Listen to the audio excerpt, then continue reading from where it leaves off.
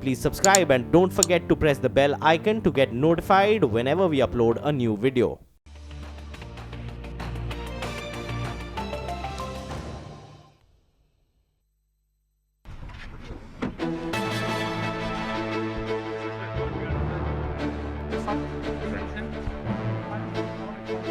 Being associated with the GST, especially the run-up to the Constitution Amendment Bill, the economic surveys have, have been so gratifying in terms of, just trying to elevate the quality of analysis that we do. Diagnosing early the twin balance sheet challenge, the public investment strategy.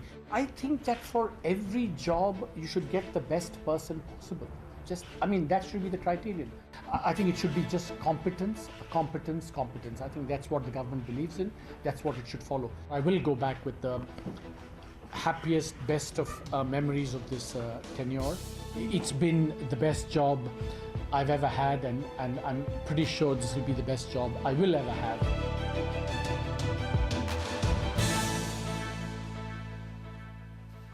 Well, this is the best job I have ever had and probably ever will. With those words, Arvind Subramanian confirmed that he will be quitting as India's chief economic advisor after nearly 4 years on the job. From diagnosing the twin balance sheet problem to framing the GST architecture and tabling a pink economic survey, it has been an eventful stint. As chief economic advisor, Subramanian mooted several ideas. Some were provocative and controversial. He called for a universal basic income. He warned against subsidizing renewables due to what he called carbon imperialism of the West, and he threw his weight behind coal. Joining us now to discuss the Arvind Subramanian legacy is Yashwant Sinha, former finance minister. Mr. Sinha, I appreciate you joining us here on CNBC TV 18.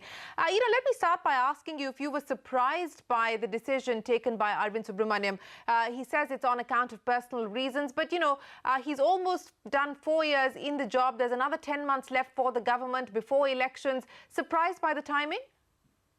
I'm surprised by the timing, yes, because if I were the finance minister today, I would have told Arvind Subramanian that we have 10 months left. We would like to have continuity, so please continue.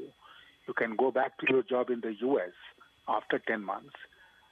We will not stop you then, but this is not the best of times to leave things in the middle or in the lurch.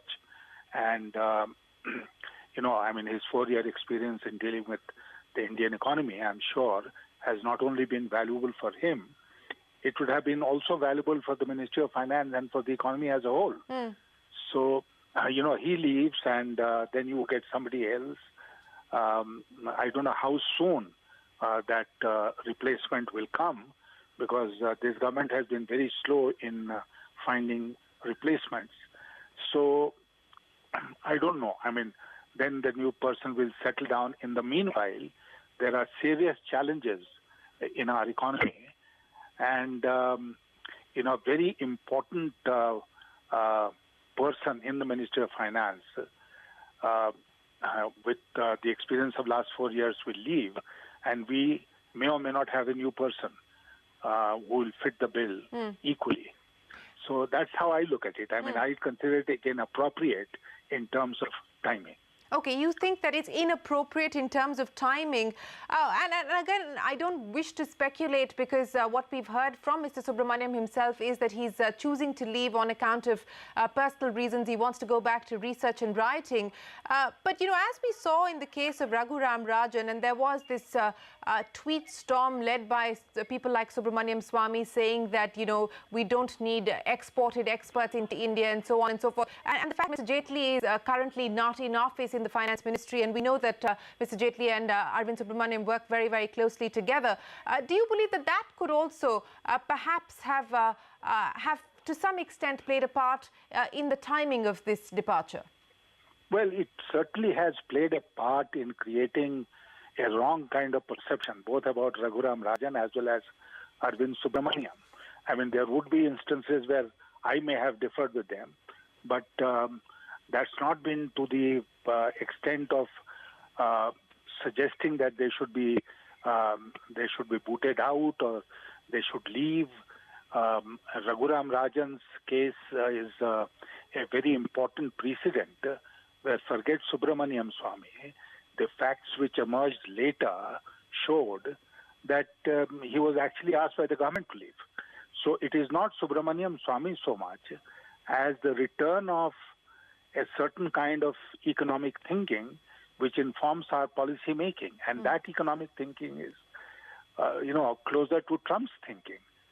We talk of liberalization and openness internationally, but in our own country, we have reversed some of the very important trends which have been for the last 30 years, ever since liberalization began. And the finance minister admitted as much when he said in his budget speech that by raising some import duties, he was reversing this trend of reducing import duties. So we are going back to protectionism in our own way, and the rest of the world, especially the U.S., unfortunately also seems to believe in that. Right. Let me then ask you about, what Arvind Subramanian leaves behind as his legacy. There were several ideas that he has put forward in the economic survey. Of course, the idea of a public asset rehabilitation agency, which was not taken up then, but perhaps in some form or fashion as a national ARC or AMC, which is being debated, might be taken forward. The idea of a universal basic income has not been taken forward either. He, of course, also headed the panel on the GST, which arrived at a standard rate of 18%. That wasn't taken forward, but a lot of the work that he did on rates was accommodated in the GST architecture. What would you say has been the Arvind Subramanian legacy? Well, I think he's produced some brilliant economic surveys, and he has come out with some ideas, as you have just mentioned, which are not only valid for today, they're valid for tomorrow and the day after. And some of those ideas are worth pursuing. Perhaps his disappointment might have flowed from the fact that the government of the day was not responsive to some of these ideas that he had put forth. Okay. One comment that he made today in the context of the current trade wars that we're seeing, and you spoke about President Trump and his economic policy. And what Arvind Subramanian said is that it is going to be a political call, but one that India will have to look at very carefully because, in a war, there is collateral damage. What would you now expect in terms of next steps from India in the current context of the trade tariff escalation that we're seeing? I think we must continue to promote openness. We must continue to promote global free trade. And at the same time, if he is acting against us, that is Trump, we should haul him up before the WTO. And it will not be unwise, to my mind, to also hit back in terms of raising tariffs in our own country. So you support the fact that India has decided to impose retaliatory measures and those come into effect from tomorrow? That's the 21st. Do you support that move? Yes, I do. I don't think we had any choice in the matter. Okay. Mr. Sinha, I appreciate you joining us here on CNBC TV 18, the former finance minister there, assessing the timing of the departure of Arvind Subramanian as well as his legacy. Also with us, former Chief Economic Advisor Arvind Virmani and A.K. Bhattacharya of the Business Standard. Gentlemen, appreciate you joining us here on the CNBC TV 18 special. Mr. Virmani, let me start by asking you, the timing perhaps has taken people a little bit by surprise, but in terms of the legacy of Arvind Subramanian, what to your mind have been the big ticket ideas that he leaves behind? There are a couple of things. One I would say is that his term expires in October, so that is only like 4 or 5 months before the election. So I'm afraid I disagree. I mean, from what I've understood, unless I missed something, he'll be leaving in October, and that will leave only 4 or 5 months, not 10 months. Well, in his press conference, he hasn't said when he is going to leave exactly. He said September is the hard stop, but he said a final date of his departure has not been decided just yet. Right. So from that, I would read either September or October. But anyway, the second point, clearly, in terms of things which had a impact and were directly associated with him, he obviously stepped up the analytical work in the in the economic division. When I was there, I had tried to get the IES people to do more work. I had tried to get some researchers outside interested in real research, but clearly I have no doubt that the effort he made and his achievement on that front is superior to what I was able to achieve. And thirdly, in terms of specific influence and policies, I can only go by my very brief reading of the finance minister's statement. So one should look that up. I don't remember the exact things. Clearly, he has said 3 or 4 things in which the CEA had a role in either deciding or pushing the policy. On that, the only place where I would disagree was, in some sense, the GST, despite his recommendation of a uniform rate, which is something many of us have recommended, he was not able to get the committee to go anywhere near that. So I wouldn't list that as an achievement. No, as I mentioned, it wasn't. He had recommended a rate, but that rate wasn't taken forward by the government as well as the GST Council now. But Mr. AKB, let me ask you, sir, whether it was the twin balance sheet challenge that he really drew attention to by way of the economic survey, or this business of a public asset rehabilitation agency that he had first suggested, which was again not taken forward, but in some shape, form, it is now likely to be taken forward. What would you rate as the big ideas that Subramanian leaves us with? Well, the big idea I would rate from him, apart from the very comprehensively analyzed economic surveys, beautifully written surveys, I would say his big ideas were the fact that in a government that didn't have much regard for analysis, policy, and dissent, Arvind Subramanian brought in maintained the independence and credibility of the Office of Chief Economic Advisor to a great degree. I think he came out with independent views. Even on GST, he came out with a revenue neutral rate, which is much lower than what it is today. So I think as an independent advisor, he functioned as a chief economic advisor, raised issues on JAM, raised issues on the twin balance sheet problem, raised issues on the basic income debate, even raised the issue about bad bank. Now, not many of those ideas may have been accepted, but the fact is that he maintained the credibility of an office of an advisor, which is giving his views on various economic policy issues to the government. And I think the fact that he, in a very careful way, he didn't get drawn into the debate over demonetization, because he had his own differences of view on how demonetization impacted the economy. The manner in which he handled those things, I would say that he really maintained this credibility of his office. And second, I think he did a lot for the economic division in the sense that by bringing in, although lateral entrants into the economic division, he did a lot for the Indian economic service people. And I know for certain that the Indian economic service people are a happy lot because they got to do a lot more analytical work under his leadership. So I think he played a role at various levels as a policy advocate, definitely maintaining the credibility of the Office of the Chief Economic Advisor, improving the quality of the economic service, and raising policy issues for government to debate. So I think his contribution has been in many areas, and I think this government will miss his services. On that point that you mentioned, AKB, on demonetization, I remember he was sitting on a panel with Kenneth Rogoff, and someone asked him that, and he said, why do you want to deprive my memoir of commercial value, when someone asked him the question on what he thought of demonetization. But Dr. Virmani, let me come back to you, sir, on some of the ideas that that were mooted by Mr. Subramanian that were not taken forward.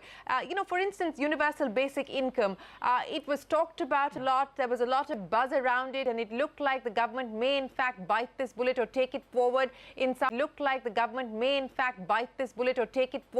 in some fashion. But now, given the fact that we're headed into election season, do you believe that this is now likely to be taken forward perhaps by another government? That's a very good question. In fact, I wanted to comment on it because I do not agree with it. And the reason is now we have two cases which we have come across. I think one of them is either Norway or Finland, and there's another country, I can't remember the name, Latvia or some other place, where they've actually tried UBI and it's failed. And the reason is there are no incentives in it. So we had written an article, me and my co-author, Dr. Bhalla, that we need something which has inherent incentives in it, and we propose something called an NIT, a net income transfer, or a negative income tax, which has this incentive compatibility. So that's an idea which actually I disagree with, and I'm happy that it's not been accepted.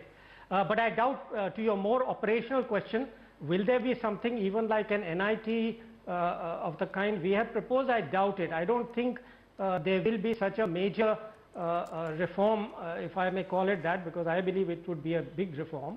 I don't think it will happen now before the election. On some of the other things, certainly I think, the twin balance sheet problem, I just want to mention that one more thing, and that I think he did have an influence in terms of the relationship between fiscal aspects, current account, etc., the macro, where he was a recognized expert. I think he did, even though the finance minister may not have mentioned it, I think he did influence the government in keeping to its targets despite the setback. So I would kind of, because that's part of his job as a macroeconomist in the government, and I think he did play his role well as far as the fiscal deficit issue was concerned. Okay. Another suggestion or an idea that the economic survey, and this was I think in 2016, FY16 had floated, was the idea of the Reserve Bank returning excess capital to the government by way of a large dividend. The economic survey had claimed that the Reserve Bank could return up to 4 lakh crores to the government. Of course, that idea was not accepted. That recommendation was not taken forward.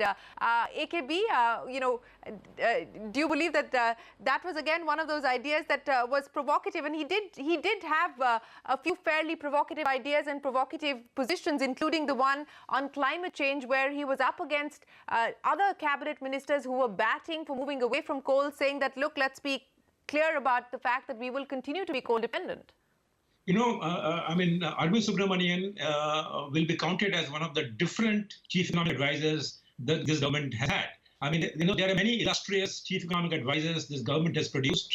And Arvind Subramanian would be counted as a different chief economic advisor, because he is probably one of the few chief economic advisors who have come up with new, even at times controversial ideas, because they would generate public debate. And as a chief economic advisor, he not only generated those debates within the economic survey documents, but also in public forums. He was very fond of addressing giving lectures in various institutions, in colleges, and there he would come up with various new ideas.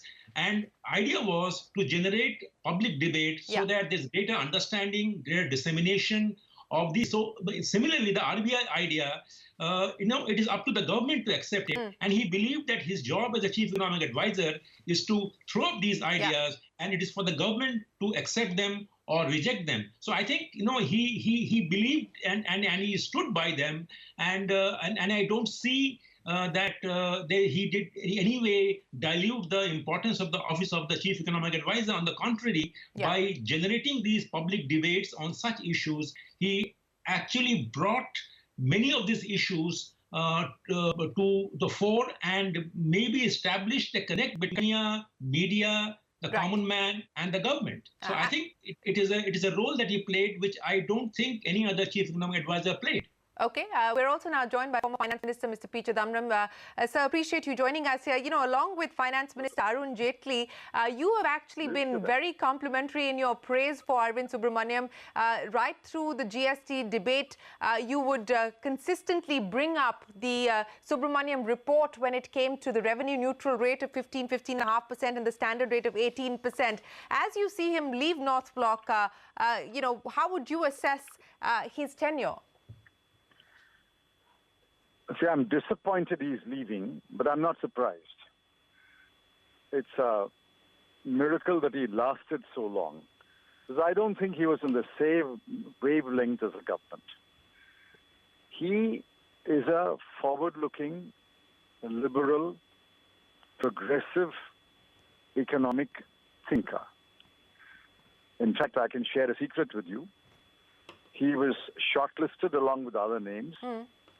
And we placed him right on the top when I was finance minister in the last year of the UPA tenure, 2013-14. After Mr. Raghuram Rajan left to join the Reserve Bank of India. But I dissuaded him from accepting the CA's post at that time because I said there will be an election. So I think it's only fair to both the government and to yourself that you wait until the election. Lo and behold, we lost the election, but the new government also picked him. So I was very happy when he was chosen. But I think he was not consulted on demonetization. Well, that's a almost proven fact. His ideas on GST were rudely brushed aside. There was no revenue neutral rate. There was no cap on the GST rate. There was not a single rate. He had advocated standard rate plus standard minus and standard plus as a transition. All that was rudely brushed aside. And I think some programs of the government, I have no doubt once somebody goes through the records and the papers, some economic historian will, after some time, will find that he was neither consulted, he was either not consulted, or he expressed a different view. But at this stage, I'm not surprised he's leaving. I wish him the very best. Let's not do anything that sounds like an obituary. I mean, he's got a bright career. He's got a bright career ahead of him. And I'm sure that he's got age on his side. And I'm sure that a future government will find use for my good friend and one I respect greatly, Dr. Arvind Subramanian. Well, this is certainly not meant to sound anything like an obituary. In fact, we're talking about the ideas that he put on the table, some of which were taken forward, but others that were not. And as A.K. Bhattacharya was saying, and as was Dr. Arvind Virmani, that, you know, he did establish an independence in the office of the Chief Economic Advisor. He may not have necessarily agreed with everything that the Finance Ministry decided to do, or even our ministers decided to say, but he did provoke interesting discourse around several economic thoughts and ideas. On that, I want to ask you, Mr. Chidambaram, what would you say would be the most meaningful ideas that Arvind Subramanian put on the table? You know, we've discussed the fact that universal basic income was not taken forward, and Dr. Virmani believes that that ought not to have been. Twin balance sheet challenge, he's spoken significantly about that, addressed it in the survey. Return of capital from the Reserve Bank to the government. I mean, what to your mind would be the big ticket ideas that will go down as the Subramanian legacy? See, I'm in a car driving in rural Tamil Nadu. I mean, I can't now recall everything. I have not given thought to that. But eventually, I will reflect on it and write upon it. But I think he did write a column or make a speech. I think he made a speech. It was at the V.K.R.V. Rao Memorial Lecture, or one of the lectures, where he said that he said all that has to be done, and then he pointed out to the last part that was not done. I think it referred to the bank recapitalization. I don't think this government did anything about reforming the management of the bank. The bank's bureau idea was a terrible idea, and I have no doubt in my mind, as records would show, that he didn't support it. The idea of moving arbitrarily bank chairman, I'll be surprised if I find that he supported it. There was absolutely no reform of the management of the public sector banks. he did point out the twin balance sheet problem. He suggested ways in which it can be overcome. He also pointed out that unless you do the following 3 or 4 things, I can't readily recall them, I don't want to call them on that. Unless you do the last 3 or 4 things, all this would be a waste, and that's exactly what happened. Yes, I warmly applaud him for bringing a new style to the economic survey. He wrote crisply, he wrote sharply, but I also think in some passages, which I pointed out in some of my columns, he did try to paper over the fault lines of the government. That he should not have done, but that I suppose is part of the job. I mean, he can't be an in-house critic of the government. He has to necessarily defend some of the things that the government has done, even though they were not the wisest things to do. Let me ask you, sir, about this idea that we're now seeing a new committee being set up to deliberate on, and perhaps we will see a report out in the next week or so, and that is a national ARC or a national AMC. In some form or fashion... What is it? What is it? Natural? A national ARC, an asset reconstruction company, or a national AMC is what is being currently debated on. Sunil Mehta, the chairman of PNB, is heading that committee. Arvind Subramanian had raised the issue of a public asset rehabilitation agency in one of his economic surveys, and it broadly got to be known as the bad bank. What is your own assessment on the possibility of this new ARC, AMC being set up? And we are given to understand that it could be operationalized in the next 3 to 6 months. I don't know what this ARC or AMC is going to be like. Let's see what the animal is before we comment on it. But I think the bad bank is a bad idea. A bad bank will encourage banks to neglect their duty of recovering loans. Those bad loans will be taken over by the bad bank. I think it's a terrible idea, and I'll be surprised if Arvind has supported that idea. I think these bad ideas emanate from the bureaucracy, not from economists. I don't know what the ARC AMC is supposed to be. If it is to be, if it's to deal with the public sector assets, but I don't know. I think the answer to public sector reform does not lie through ARCs and AMCs. You keep only those public sector enterprises which are in critical areas and where the state needs to play a critical role. When all other public sector enterprises, unless they are profitable, must be privatized. If they are profitable, you must ask them to lay out a roadmap. They will remain viable and remain profitable and remain competitive in the long run in the face of new competition and new technology. I don't think a public sector enterprise that was profitable, viable, and competitive in a particular environment will remain so. I think if that is so, why does Kodak close down? Why does Xerox close down? Sure. I mean, we must learn from what's happening around the world. I don't think this government has coherent policy on public sector enterprises, but I will also say that I can't think of any government in the past also which had a very coherent policy on public sector enterprise. I'm glad that you said it yourself, Mr. Chidambaram. We will have to leave it there, sir. Appreciate you joining us here on CNBC TV 18. That's the former finance minister. I'll give closing comments to both my guests now. Dr. Virmani, I'll go back to you on this idea that's being currently discussed and debated, a national AMC, ARC to deal with stressed assets, get them off bank balance sheets and into possibly this new entity. Your wrap-up thoughts on that? Right. So two points I will make. Firstly, I have no doubt that the financial code, the bankruptcy code, was much more important than anything else. So it was necessary to accomplish that and put all the effort into that. I hope it had been done earlier.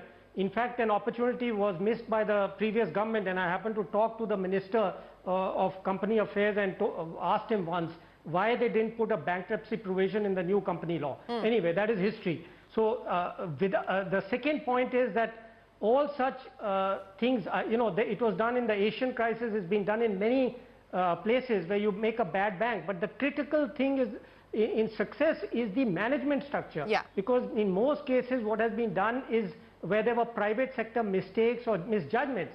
But if you do not change the structure of the public sector, we know the incentives are not good. So if it is a complement to a fundamental change in the incentives facing public sector bank managers, then only it's of any use. Otherwise, it will just be one more thing. So it depends critically on what you do in structure. Yeah. Because in most cases, what has been done is where there were private sector mistakes or misjudgments. But if you do not change the structure of the public sector, we know the incentives are not good. So if it is a complement to a fundamental change in the incentives facing public sector bank managers, then only it's of any use. Otherwise, it will just be one more thing. So it depends critically on what you do on the public sector side, management side. AKB, I'll end by asking you, do you believe that we will see a replacement coming in? I mean, there is no economic survey next year. Do you believe that we are likely to see a replacement? I don't know whether they will be able to get a chief economic advisor at this point in time, because remember, the government started its term without a chief economic advisor. I mean, the first budget was presented without a chief economic advisor. So I wouldn't be surprised if they find a replacement. But if they find a replacement, he will be the person who joins will be a brave person, because he will have to go through probably the possibility of a change in government, if not reality, but it's a possibility is there. Yeah.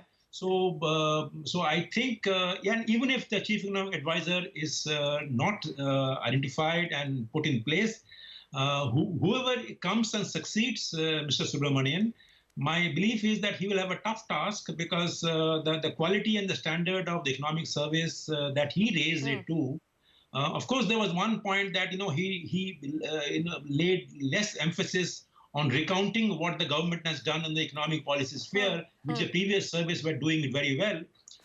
But that the new incumbent will have a tough task and tough act to follow after Mr. Subramanian's fourth economic service. Well, AKB and Arvind Virmani, appreciate you joining us here on the CNBC TV 18 special. Thanks very much for your time. And we will need to take a quick break, but don't go anywhere. There's a lot more coming up. Stay tuned. You're watching CNBC TV 18.